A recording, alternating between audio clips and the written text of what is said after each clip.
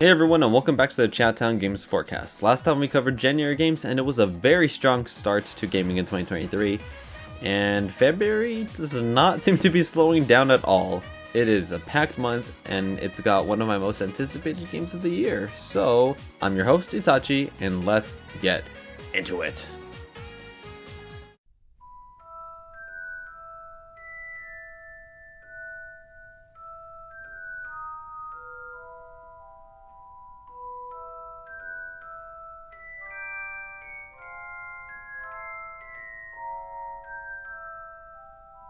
The first game I want to talk about is Hogwarts Legacy, and it is coming out February 10th. And I have a big attachment to the Harry Potter franchise. I grew up on it, I've read all the books, I've seen all the movies, and my favorite is Prisoner of Azkaban. With that being said, I do not want to support this game. And whether you want to support it or not is your personal choice. I'm not going to make that choice for any of you. I'm not going to tell you what choice to make. Everyone is going to have to make that personal choice for themselves. But I do not want to support it. Aside from the controversy surrounding the game, I'm just not looking forward to it. It was a game I was excited to see when rumors of it were first circulating years ago, and I just got more disinterested as time goes on, as each time it gets shown off. I just don't like the look of it. But I can tell that the devs are passionate about it. There is a lot of ambition in the game. It just seems a little bit bland to me. I can see how some people would like it, especially if you're attached to the IP. I am removing myself from the attachment. I don't want to support it again. Again, it just looks weird to me. But I would be lying if I said it wasn't a huge start to the month. This is definitely big. It is arguably one of the biggest games of the year. And I felt like I needed to talk about it. I needed to let you guys know if you guys didn't already know about it. This is the next gen version only. The PS4 and Xbox One version of the game are releasing at a later date, as well as the Switch version. This is only for PS5 and Series S and X, and I believe PC as well. So that comes out February 10th.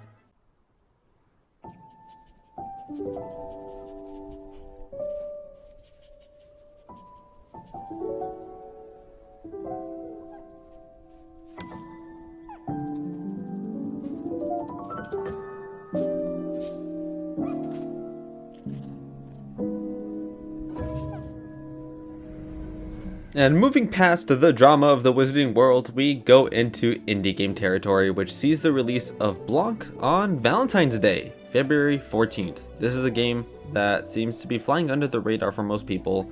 I haven't seen anything about it since it was revealed last year. I'm sure it has been shown again, but I am excited for it. It's probably my fault for not actively seeking out information on it. I'm excited for it either way. It's a co-op adventure featuring a cub and a fawn. It has a really nice art style, and I am sure that it's going to emotionally ruin me. There's just something about co-op adventure games I just love, especially if they get emotional, like It Takes Two. The story of a cub and fawn, which I guarantee one of them will die, and then I will die. I just like, it's an indie game. It's weird to speculate. We don't really know much about the story, but it just looks so pretty. It looks like a nice, chill game that will probably kill me on the inside. And I'm ready for it. I haven't seen anything about the reveal, anything about it since the reveal, excuse me. But here's hoping to it doing well.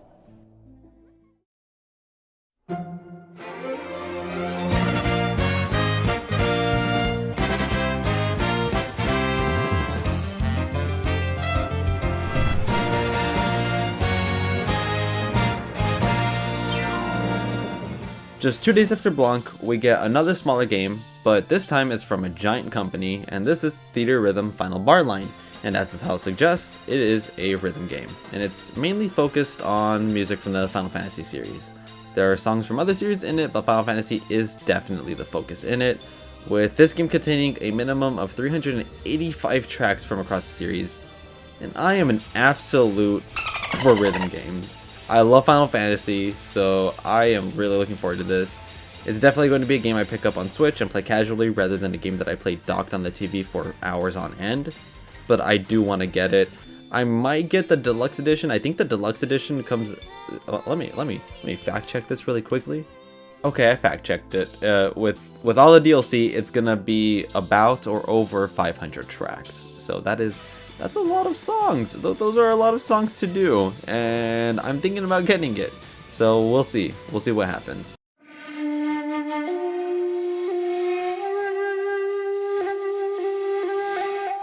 Now for a more action-based game releasing in the month of February, and that is Like a Dragon Ishin.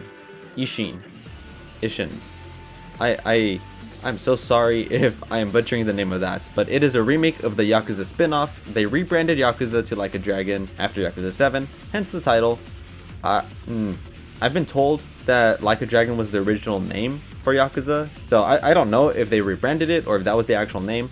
I couldn't find any information on it, so let me know in the comments if that's correct or if they just rebranded it. But I'm gonna be honest, I have almost no experience with the Yakuza series. That is like my cousin's territory on that. My cousin loves Yakuza and he's been bugging me to play it, so maybe I should. I don't think I'm gonna start with this. If I do, probably start with the Kiwami games. But I know that the Yakuza series is a big deal, so I am happy for the fans of the West to finally experience this game, because I believe this was only in Japan.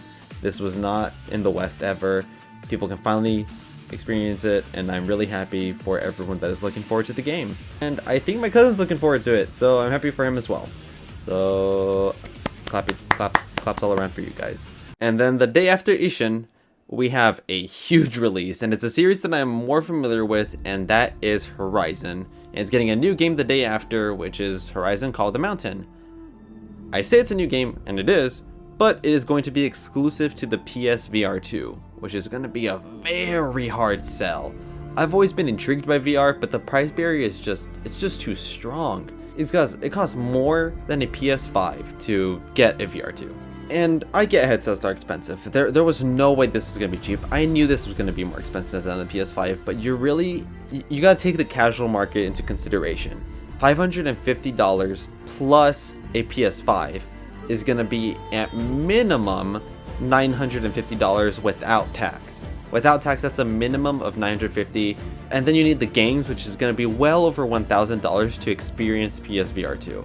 That's just insane. It's insane to me. Like I have a hard time, especially when we don't know how consistently they're going to be supporting the PSVR2, because they kind of just forgot about the regular PSVR. They still had things coming out, but it wasn't anything insane. But this isn't a video to rant about the VR2. That's not what this is about. This is about Call of the Mountain, which is launching alongside it, and despite that little mini rant that I did, I do think that Call of the Mountain looks pretty good. It has a lot of elements that I like. I still can't fully tell if it's on rails or not. It looked like it's on rails at times, and then other times it looks like you're just moving it by yourself.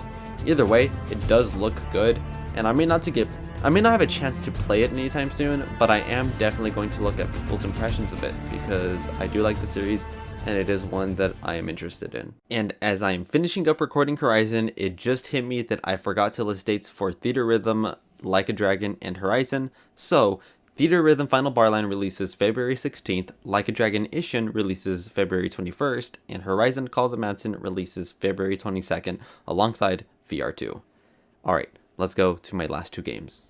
And my last two games are releasing on the same day, February 24th, which the first one that I want to talk about is Kirby's Return to Dreamland Deluxe. Return to Dreamland was my favorite Kirby game before Forgotten Land came out, and I was never expecting this to get re-released. However, I'm excited, but I do have some problems. One is $60. I have a hard time wanting to spend $60 on a deluxe, even though I have some. I will probably get this eventually. It's just with my financial, my own finances, I do not want to spend $60 on this right now, especially when the other game that I want to talk about is coming on the same day. And two, the new art style is something I'm conflicted with. I kind of prefer the original art style, but there are things that they're doing with the new art style that I really like. In some ways it's uglier than the Wii version, but in other ways it's better. It's so hard to explain on it. I'm not sure what the consensus is of this port. I think online recently I have been seeing a lot of praise for it. I'm a little disappointed in it, but that's just mostly because I don't want to spend the $60 and because of the art style. It's not really anything that is super disappointing about the port itself. It does look great. I will probably pick it up in the future again. It is my second favorite Kirby game, but it is one that I am unfortunately going to have to pass up on launch. Now, a game that I will not pass up on launch is Octopath Traveler 2. It is the last game I'm going to talk about, and it is coincidentally launching on the same day, February 24th, and it is one of my most hyped up games of the year. I love Octopath Traveler, and I'm ecstatic about the second game. The first one I just adored. The first game has one of my favorite soundtracks of all time. It has beautiful visuals, and it has Primrose. That's all you need.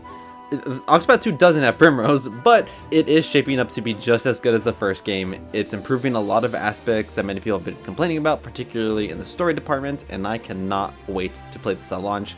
I am extremely excited for the soundtrack as well. I am not going to want to stop talking about this game.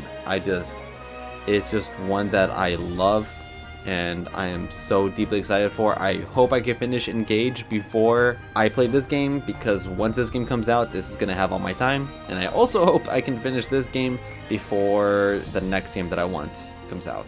So yeah, I'm really excited to play this at launch, and I hope more people also decide to pick this up, because Octopath Traveler is a gem.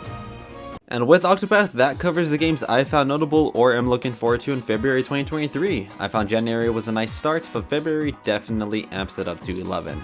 I'm sure I missed some stuff, so let me know what I missed and what games you're looking forward to. This was the Chao Games Forecast for February 2023, and I will see you in the next one.